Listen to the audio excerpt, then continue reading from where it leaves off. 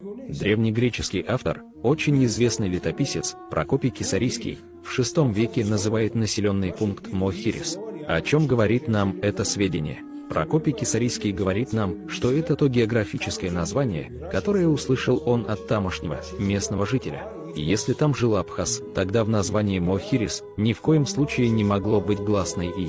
Я знаю данные и закономерности абхазского языка. Я знаю, какую форму не может иметь абхазское слово.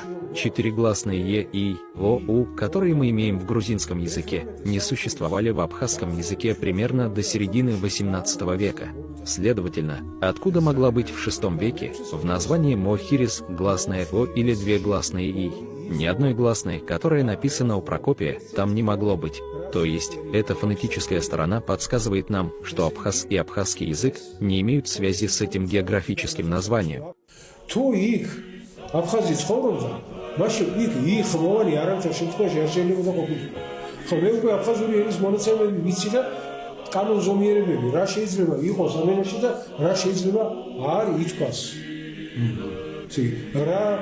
ფორმა შეიძლება არ ქონდეს აფხაზურ სიტყვას.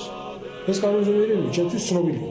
შესაბამისად, 4 ხმოვანი ქართულში რომ გვაქვს ე, ი, ო და უ, მე-18 საუკუნის დაახლოებით შუა წლებამდე აფხაზურში არ არსებობდა. საინტერესო. და მე-6 საუკუნის საიდან იქნებოდა მოხირისში 2 ი ხმოვანი. ან ო ხმოვანი, ერთ-ერთი ხმოვანი რაც იქ წერია პროკოპისთან ვერ იქნება. ესე იგი, ეს ფონეტიკური მხარე მიგარნახებს ამას, რომ აფხაზური ენა ამ სახელთან კავშირში არ არის. Мы не тронули существовавшие в их языке название Аква, которым называется Сухуми. Откуда пришло это? Это Аква. Это название принесли они с собой, с Северного Кавказа.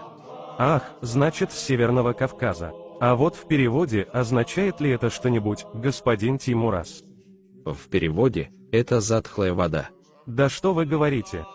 Аква означает это, и больше никакого другого значения не имеет. Абхазы гордятся этим, что Сухуми называется Аква. Между прочим, на географических картах, на европейских картах, уже в XVI веке видно, что на Северном Кавказе существует большой населенный пункт с этим названием – Аква. Это явно, что они принесли с собой это название оттуда и назвали им здешний приемный город.